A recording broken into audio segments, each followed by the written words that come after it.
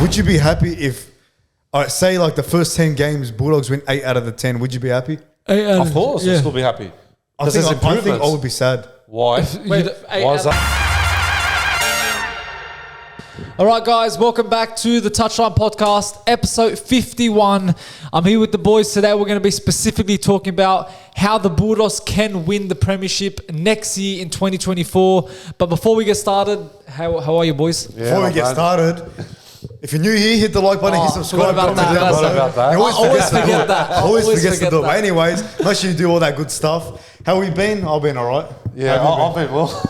We've all been good since the last time we said. Nah, everything's good. There's not a lot of news topics for this week. Nah, not the really. NRL and UFC and stuff. And yeah. So we thought, as you said, we'll do focus on one topic. Bulldogs, yeah. Especially because we never got to really wrap up the season for the Bulldogs. So we never did, actually. We can talk about how it's going to improve next year with the topic, of course, how the Dogs are going to win the Premiership. So, first of all, let's talk about the 2023 season and how it ended. What do you think went wrong for the Dogs in 2023? I think the injuries, man. The injuries affected us. Fair point. From you talk about every player that got injured, like, for example, Josh Adokar, Jacob Kuraz, Valami Kikau, Averillo, Pangai Jr. Everyone got injured. I think it was the main players, the majority of them. Yeah. Burns up and down. Burns. Burns as well. Burns, I forgot about him too. So I think the key point was the injuries. The injuries that stuffed us up. Yeah. So we didn't win that much games this whole year. So that's why I think it was a bad season for us. And it was a bad season. But I'm just saying, we weren't the way we were from the beginning. 100%. We should have. Everyone expected that season to be a very good season for us. Yeah. I think what it came down to, as you said, it was the injuries. Yeah. But at the same time, it was just the culture around the club. Yeah. Just no one wanted to be there. The players didn't want to be there. The fans had a bit of turmoil, even inside the kennel. Yeah. Going back and forth. Yeah. Fans booing. It wasn't gelling together, man. There was no chemistry, no nothing with the team. But if we're going to get into specifics about the game, but if I had to choose, it's mainly the culture. Because you look at Serraldo and Gus throughout the whole of this year, we'll talk about 2023. Their focus was on building the culture. And to be honest, like you said, Bill, they failed to do that. Yeah. The culture wasn't right. But again, the main two is probably culture and injuries, the reason why we struggled. Yeah. And for me, probably the style of play Serraldo was implementing. I don't know if the players were happy with the style. They probably it's taking time for them to adjust to it. But who knows, maybe next year could be a year where they've adjusted it. They know the style that Serraldo wants us to play, and it might work out for next year. Yeah, you look at the first 5 games of the season, we had 3 wins, 2 losses, which is a very good start. That's a start you don't want to have when the season starts, of course. But I just feel the injuries, we can say that was an excuse, but again, I think it was more than that. The problems at the club, leaking information, players unsettled, apparently fights in behind the training scenes. sessions, behind the scenes. Yeah. I think that was what mostly affected the club. Yeah. And as much as the injury can do it, all our players came back and we were still struggling. So that's the most biggest thing that was the problem, the problem I can highlight. But I think heading into next season, that can all improve if just everyone's on the same page. Onto that, even one thing we didn't mention, just even the quick turnaround of players. We debut players for one game. Yeah, like for instance, Rajab. Yeah. We debuted him for a couple games. He's let go back to reserve grade. That was across the whole season. You can't really build a good team around debuting players and then just dropping them back to reserve. You got to have that same team week in and week out. There's too many changes. I think that was a downfall as well. That was another downfall. To add on to that, you look at even I think the lineups we put up every week. Serraldo, you could see Perm is not a fullback. Yeah. He kept it for 18 rounds straight. Did not change one thing. You could see Kyle Flanagan wasn't working at halfback, and it took time for him to get him out. Yeah. Even the forward position. So many players shouldn't be in that position, and he just kept on putting. And even Alamotti defensively wasn't good. He kept on playing. That's what I was going to say. I think that affected us in a way. Yeah. If he had got him out, say round 5, got replacements to that, got Burns early in, fixed a few of the position, I think it would have been a much better season. Exactly. But this whole season too, I think our combinations weren't working that right as well. Because like how Sam said, it takes time to gel in and how to build the connection and build their relationship together in the team on the field as well. So, but with the combinations, nothing didn't seem to work out right. Yeah. I don't know if you remember when we went to Dogs Newcastle game, Dogs Warriors game, how they kept putting tries after tries after tries. I think our weaknesses as well is our defense, 100%, and our attack as well. That needs to be defensively adjusted. When we're like 50 meters in the middle of the field. That's when we just capitulate. And you look at Dogs, like for me, when you're part of a losing team for like so many years, it's hard about 9 to 10 years. We started the season very strong, but I think when we lost back to back against Rabbitohs and Parramatta Eels, you could see maybe that mindset. Oh, here we go again. We're going to start on losing. That's going to really put a blow in their confidence. It's going to drop them massively, and it's going to just, again, impact them heading into the season. Again, so many factors of why we struggled last year, but it just has to be fixed for next year. Yeah, look, exactly. 2023, of course, has been done for like months now. Yeah, it is. We're, of course, waiting for the new season to begin.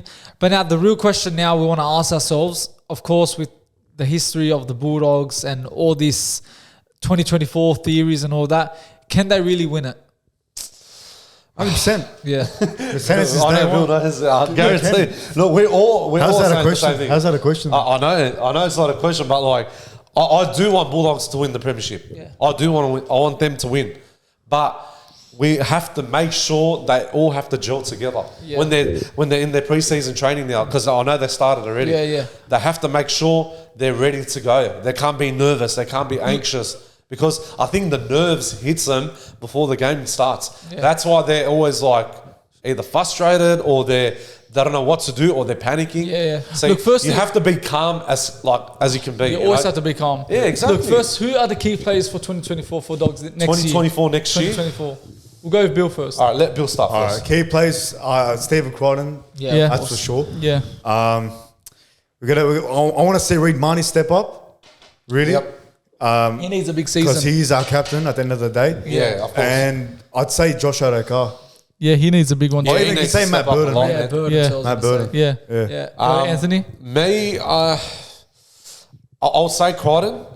And I'm looking forward to what's name as well, Josh Curran as well. Yeah. He's actually a big step up. Yeah. I'm actually looking forward to this bloke. This bloke can run. This bloke can do so much on that field. What do you think he can bring to the team? What we missed last year?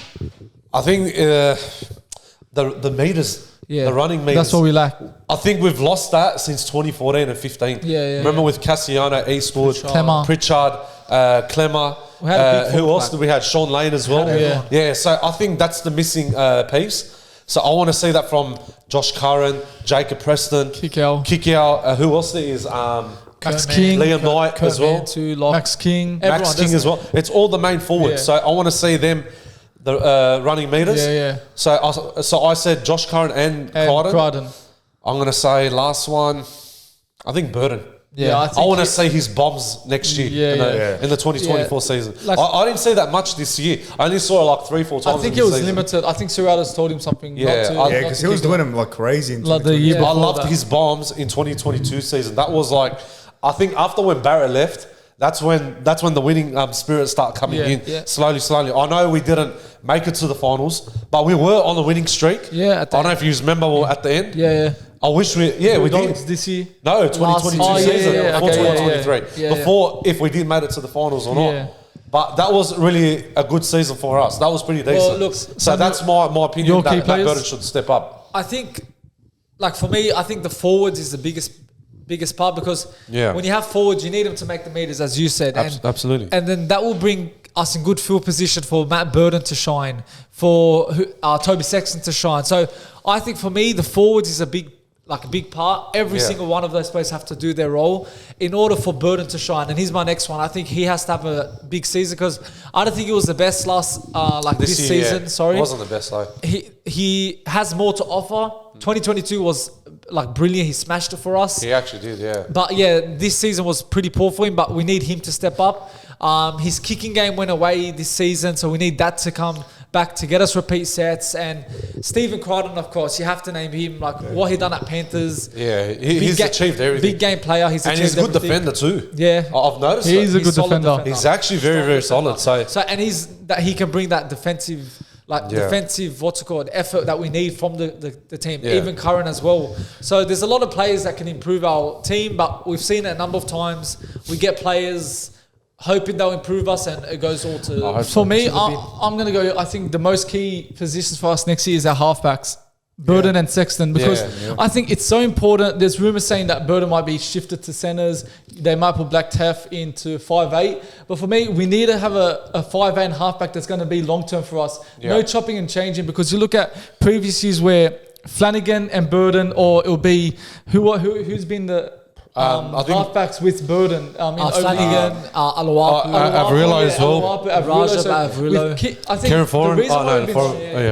The reason why we've been struggling is because we're always changing our halfback and 5'8". You need a solid combination, and if Sexton and Burden can build that over the years, it could be one of the best halfback combination in the game in the next 3 to 4 years, but we cannot keep on changing it. And that's, for me, very important heading into the new season. We can't have 4 bad games, it's not working, and then change it, 100%. Because then the new combination have to work for the next 2 months to get that combination going. Yes. You can't have a lot of changes in the No changes. Exactly. You know what? Because we've all had enough. We've all had enough on changes. How many times I keep doing it every single year? Changes. I'm sick of it. We have to stick from player number 1 all the way to the interchange. It has to be the same for the rest of the whole season. No excuses, because I'm sick and tired. They're always losing. That's why. You make changes when you need to. Of course, if someone's not performing, you got to. But sometimes the key positions, like the number 6, you can't keep changing that around, because that's the biggest factor. You mentioned Carlo Draja played at 5'8" with Burden. Again, you can't. A couple games. They haven't He played Roosters and Eels. And that was it. And the Eels game, he started. I think he came. It was the Knights game where he started, and second half he got off, and it's like it's his fault. Because you look at all the other big teams, even the bottom teams, you don't see them changing a lot. Tigers have always, for the whole season, they've actually stayed the same. They had Wakeham and Luke Brooks the whole season, and it wasn't a bad combination. I think they had good moments, but you look at our halfbacks. We started to perform when Sexton came in, when we had a solid halfback combination. And we seem to be the only team that keeps on changing. Exactly. We had one of the highest debuts. Debuts last year. We gave a lot. And I think we forget about Serraldo. He needs to improve himself. It's going to take him time. Now, look. It was his debut season. Exactly. But I've noticed as well, I think it's a big change from Toby Sexton when he came into the club. I think it was a massive change. But he's actually proved, with his kicking skill as well. He can be our number 7. Of course he's going to be number 7. But I want to see him to gel with Burden during the pre-season and even in the NRL season too. I want to see his good kicks. It's funny because he reminds you of Trent Hockinson and Josh Reynolds. Toby Sexton. How he kicks it like a grubber kick, or he kicks it on the sideline as well. I want to see that next year. If they can do that, him and Burden. I understand Burden's bombs is the best thing that I've ever seen. But I want to see Toby Sexton to kick it out on the meters. Control. You know what I mean? On the sideline. We've seen glimpses of how good Toby Sexton is at the Dogs. He's still young. He's fresh. Still young. He's developing. He can do whatever he wants. Now, look, lots of signings heading into the season. Who do you think there's a lot of pressure on the player, and who's going to be possibly the flop next year? Who do you see is that one player that might be not going to perform well next year? That's a very good question. For me, the pressure is on Taff. No. Because I think he's going to be starting next year. Crichton. You reckon Crichton? Yeah. So the pressure will be on Crichton, but who's going to be the flop, you reckon? Oh, the flop. Because we've signed Curran, we've signed Crichton, we've signed Bronson Jerry, we've signed... who did I just say? Kurt Mann. If you want to be a premiership winning team, there's going to be a lot of pressure. You're going to have to be perfect every single game. You're going to be... Do you see Bronson Jerry flopping? Yeah, he potentially can. I've said it before. You don't come up 4 years and then expect to play best footy. You know what? I might say Bronson Cherry. Yeah. I feel like he'd be our flop because the way he's been hyped up in the preseason, even just him being signed. Maybe flop in a way that he just needs time. I think he gets dropped. Will take time. I think Cherry is going to be a flop that gets dropped. Yeah. And plus, that's it. That's my prediction. The pressure's going to be on him. He's not going to last, Cherry. No, I think he will, bro. I don't think he'll last. I just think on that point, I think he'll flop only for the reason because he just came in. Yeah. He just needs time. Yeah, but he's going to repay the club either way because I know. Look, things happen for a reason, and he even said it as well. Like he went through depression and anxiety and all that stuff during that 4-year period. Don't think it was easy. Yeah, it's not because he couldn't get out of the house. The only thing he could go out of the house was going to the gym to work out. But he's trying to repay the club so he can be a better a performer, a better player on the field. Yeah. So he can repay the club to be a better person too. Yeah, that's all in good on paper. Yeah, I know. And on the field and on the news channels, it's nice. But on the field, I feel personally, hopefully he goes against what I'm saying right now. Hopefully he does succeed, but I think he's really going to flop. Because I understand where you're coming from. Because every year you see not only Dogs, but every other team. The team looks good. We're looking fresh. We're looking fit. Yeah. But then when you're actually on the field, it's completely different. It is. So Roger Jerry, there's going to be immense pressure on him heading into the season because it's a different game from like 4 years ago. Yeah, it is. It's even just 2 years ago. And plus, it's more faster. It's faster. Yeah. Even 4 years ago, it's not. It might the not last be that game was 2018 for him, I think. So it's a long time, man. There's pressure on Marnie too, like as the captain. Yes. Again, as when I think a few months ago, maybe I said that he had the most missed tackles in the Bulldogs. I think second in the whole NRL. He conceded the most penalties, so there's a lot he has to improve on. Like I remember he started the season like perfect. But then I knew he just started dropping off, and I said, "This isn't the player we signed from you." Especially when it's your captain. Yeah, and captain. And another thing, the captaincy is going to put the pressure on him more. Of course, they really have to step up. Yeah, giving it to a new we've mentioned giving it to a new guy, him and Burden who are young. It probably is not the best decision because again that affects their game. Maybe that's why Burden didn't have the best season because of that captaincy role. Yeah. So like a lot of the whole team's under pressure. I feel the whole team surrounding himself. We've mentioned our flop. Possibly for next year. Who do you think is the underdog? Which player is going to really shock the competition? I think Blake Taff. You reckon? Yeah. Blake Taff, you reckon? Okay, yeah. That I could see that happening. Yeah. Wow. Look, I have my feelings towards Taff. I don't think he's the greatest player. Yeah. But yeah, if he was to really like perform and prove Dogs fans wrong, I'll be very happy for him. I feel like he's the man to do it. Yeah, Blake Taff could shock a lot of people. Like even me, as you said. Yeah. When we signed him, I thought, I haven't seen enough from him from Rabbitohs to say he's going to do good at Bulldogs. Yeah. And coming to Bulldogs where we're a much worse team, it can't work out, you know. Yeah. But, yeah, I agree with Bill. I think Taff could surprise people. Yeah. But the one that I think that is going to be, like, massive is Curran. Like, I think he'll be up there. Yeah, that's a good shout. I'm actually looking forward to that. But, you think Curran too? For me... I want to see Carraz because I know Carraz didn't. So mine is Carraz. Why? Because he had a lot of injuries this year too. Yeah. But in the previous season, 2022, he stepped up a lot, and he like proved a lot too on the field. Yeah. So I think he's going to be the underdog. Like he's going to shock the whole. But I feel like he was the underdog this year. Yeah, he shocked but he had a lot of injuries. But he started the season perfectly. That's what I'm saying. That injury cost but when the injury cost him, that affected him. And we said it a number of times. When we started, like we said, Kiraz is the year before this year. Yeah, we said the year before. Kiraz is like the best winger or centre. I don't know. Like he's the best winger. He's the best winger in the comp, better than anyone. No, youngster we were basing around. But still, coming up, he's just a great player. He has everything in him, and that injury costed him big time. So that's what I'm saying, Jacob. So you guys mentioned I'm gonna go for kick out. I think he had a lot of interest too. I've been hearing a lot of Doggies fans saying, "Oh, is it really worth what we paid for him last year, especially with the injuries, hasn't really stepped up." Of course, because of his delays and injuries, setbacks. But for me, I think it's a big season for him. I think if we were to win it, he's going to be key for us. Yeah, he will. We need to see more of like Pritchard, what we saw when he was at Dogs. So we need kick out to perform and be at his best. And the one thing I saw him at Penrith was, yes, he was a destroyer, but sometimes he was very inconsistent. There's some games, me and Sam watch it, he's like, has good games, bad games. But I think this year he needs to be consistent in his performances. He needs to be ready. He has to be ready, Because at Panthers, he was always solid. Yeah, he always did. He had big hits as well. Defensively, I want to see that next year with him. So yeah, the biggest thing is in defence, we've got to improve in. Exactly. Our defence is the biggest target. That's what wins you the premiership, not the attack, the defence. So exactly. Do Dogs really have the squad to win the premiership? Yeah, they do. You look at last year, I always say last year, this season, so many players we signed and we still struggled. Yeah, we actually did. You put a squad full of under sixes, we'll still win the comp. It's gonna happen. Put a squad 14. Put aside the theory.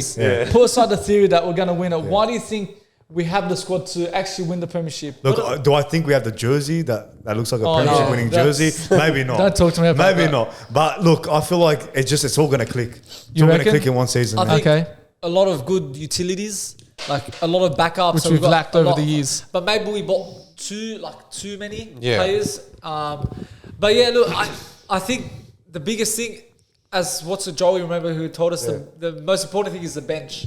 And I think we got the bench that can really, depth, like that can really help our team. Like, you know, someone's tired, bring him on, he can do the job. Someone's injured, Kurt Mann can do the job. Like, there's always a backup option. Blake Tapp can play fullback, 5'8". You got Kurt Mann, lock, hooker, Salmon as well. Salmon, 5'8". Like, that's what you need. And that's what's going to help. But that's going to be the biggest factor to if we do win the Premiership. That's why we'll win it. Anthony, what makes you positive for the season? Look, I want them to have, before anything, they have to make sure they're ready to go. Yeah. And they have to have a good a game plan.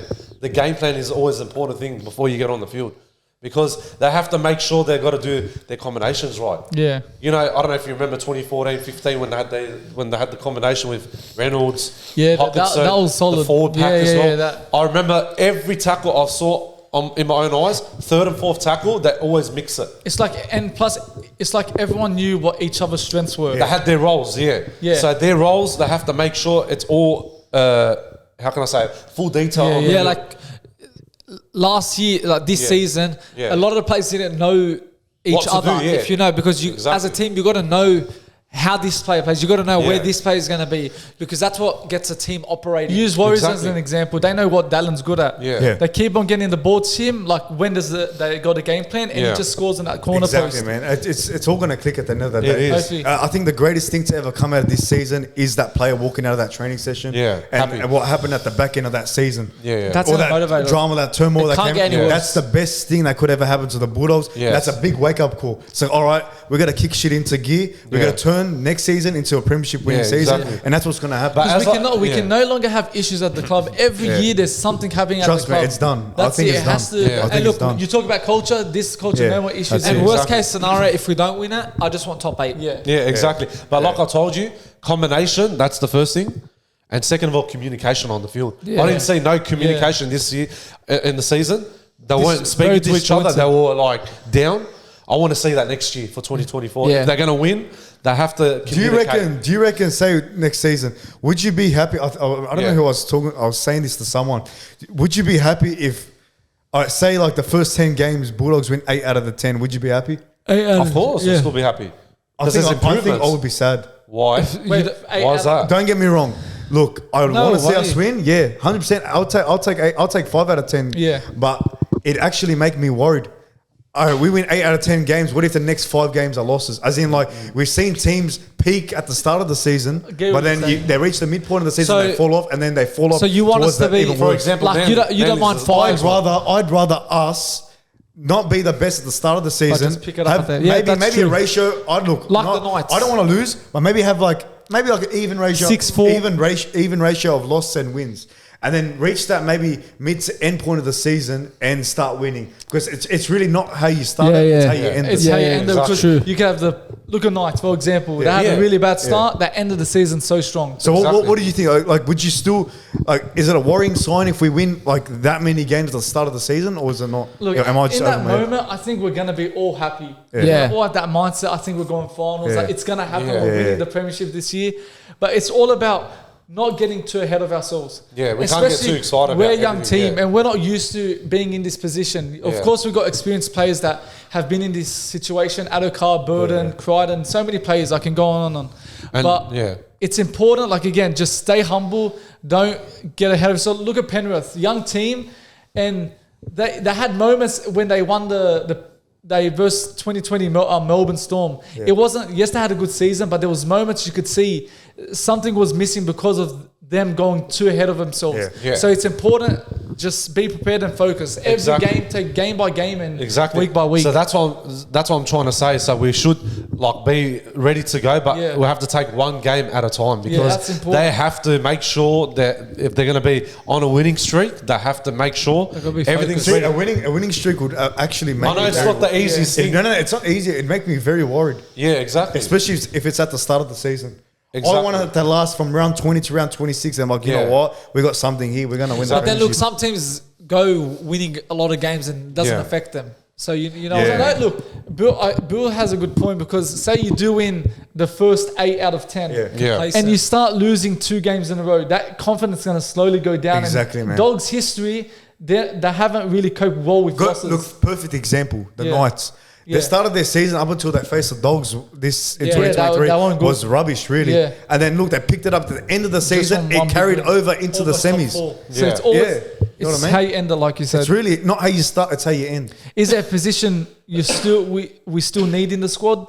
Like, is there a position we're still lacking? I think with forwards, maybe forwards. Forwards, Takiao failed, which is medical. Yeah, that was a big one. Maybe another forward.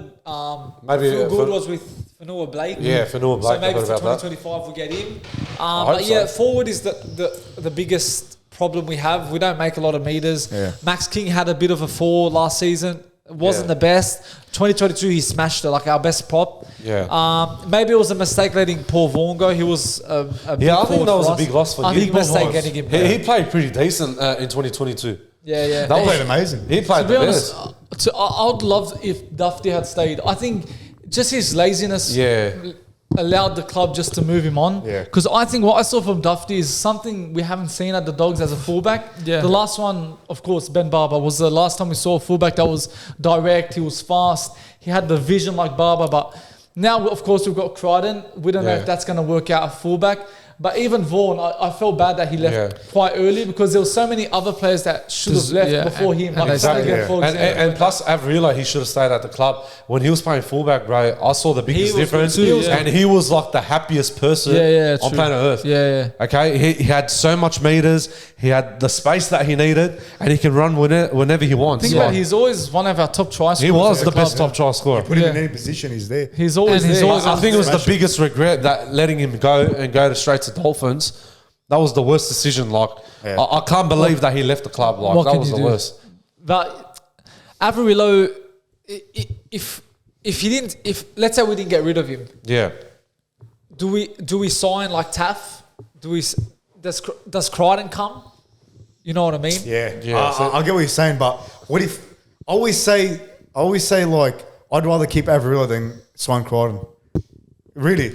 I say because he's got experience. Well, okay, it does work out at the end of the day. A person that has the experience, you pick him over a player that has no experience. But Averillo, man, he just fits the criteria of what our club needs. Yeah, he plays for the badge. He plays for the badge. We've heard it all before. Plays for the badge. He's a Bulldog through and through. But at the end of the day, man, like I don't know, man. Like certain players don't fit for certain clubs. For me, I don't think Crichton fits at the Dogs. You reckon? In comparison to Averillo. Averillo was a Bulldogs junior, made his way up. Of course he just fits the system. Yeah, just like how I reckon Averillo doesn't fit the Penrith system if you take him over. Because it could all turn wrong if we see Averillo have the best seasons at Dolphins and then we sign Crichton who doesn't perform well. Exactly. And it could, like, fans could turn on the ball. And look, as we've said, with the system we have, if you have a good system, you perform. So maybe, let's say we have another terrible season, our system's going to ruin Crichton. So we're going to say Averillo was doing good with our terrible system. So the season could go in a way where we're going to be regretting what we did, or we're going to be, you know what, we moved on from that, we're doing better. So like it could go either way. Yeah. You look at it, his first 5 games is quite hard. You got Sharks, Parramatta, Roosters, Rabbitohs, and even Titans in it. Yeah. And for me, if you want to be Premiership contenders, I think you have to win 4 out of 5 in those matches. And if he wins 2, even 3. Even 3. But I think 4 would be a big statement. If he gets less than 2, I don't think that's good. But as Adul said, 2 might not be the worst still. We've got to pick it up. But again, it depends on the results too. If we're losing games by like 1, 2, 6 points, it's not bad. It's acceptable. I'd want if we win 5 and lose 5, I'd be happy. Yeah.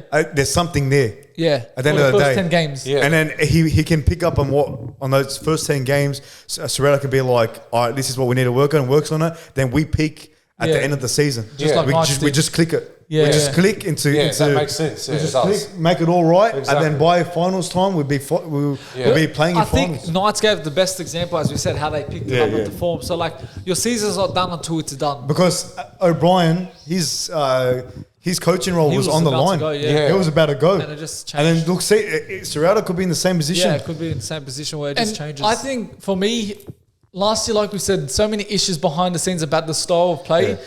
Because he's following the footprint of Penrith, of course. I think he should bring identity that suits Bulldogs. That's what I'm saying. The Bulldogs culture, the Bulldogs Penrith system is one system, Doggies is one system. We have to keep our own system. Like we gotta make our own, Over the years, we've performed from using the Doggies system.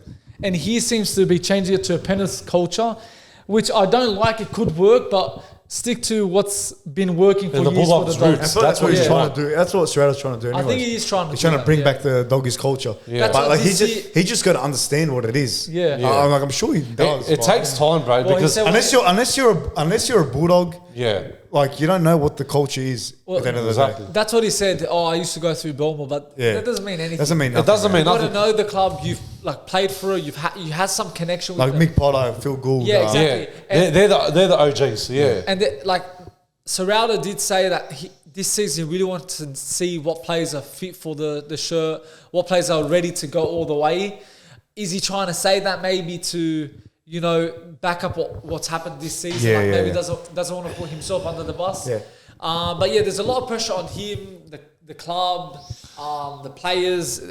It's our year, I feel it is. But what do they say? Pressure makes diamonds. Yeah. Doggies will win the premiership. Hopefully, they're gonna get so pressured. They're gonna feel so pressured to the point where they have to play good. And they will play good. And we want to see that unity with the players. When they score, celebrate, get excited because you need that bond. Because last year that bond wasn't there at all. Yeah, no, there was nothing. Like there. I remember, someone scored a try and no one was going like. Oh yeah. Was it Raiders?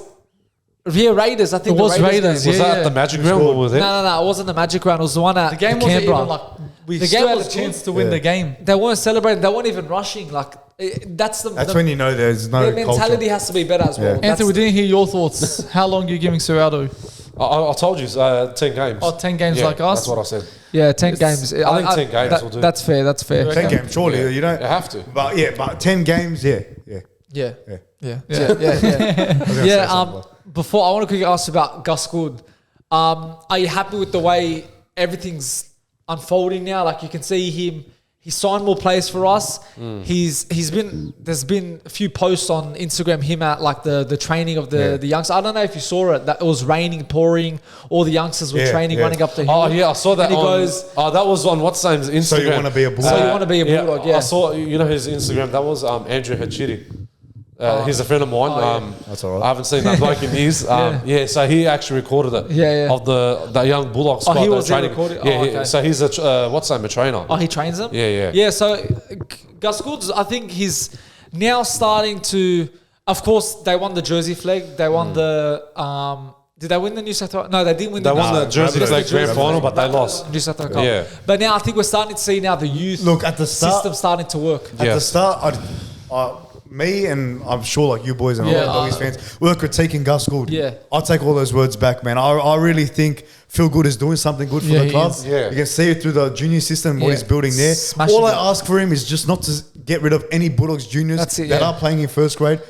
I just don't want to see it happen, man. It's upsetting, but at the same time, I feel like he is building something for us, and it will pay off in the end. So is there any current Bulldogs? Kiraz still in there, and he won't leave. He's not going to leave. He's not a Doggies junior, is he? No, he is. But he played for Newcastle. No, he is a Dogs junior. He is Dogs junior. But he started playing with Barella Bears, and then he went to St. John's Eagles. I think he's the only one, to be honest.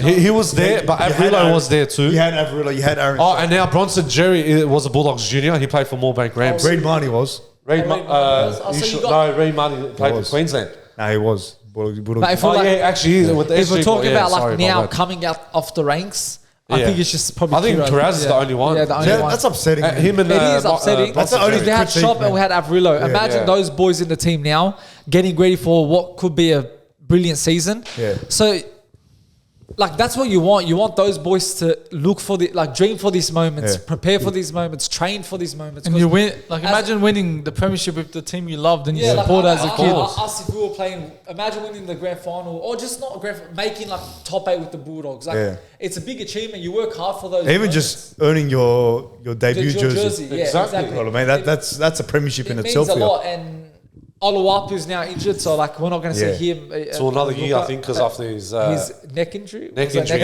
Even I don't even know what happened. Like, he's technically now Bulldogs Junior. Now but we bought him from. Yeah, Brisbane. we bought him from Broncos. So now he'll be building up as a Bulldogs Junior. Yeah. But look, it's going to be an interesting season. Like hopefully, knock on wood, nothing. It doesn't go worse than last year. This season. We'll win. Hopefully nothing happens. We need something in my gut. It's more than that theory. Something in my gut is just screaming Premiership. It's just something. I don't know. You know when you get those gut feelings? It's just I'm already there. I'm already in October next year, September next year. I've already watched the grand final. That's what it feels like. Yeah. Have you heard of the law of attraction? Have you heard of the law of attraction? What it is, it's like you've already achieved what you want. Yeah. That's what it is. Yeah. I feel like we've already, as Bulldogs fans, have achieved the Premiership. Yeah. Yes. Who did reverse? Reverse Penrith. I'm being dead set. Cut to the 2024 Premiership.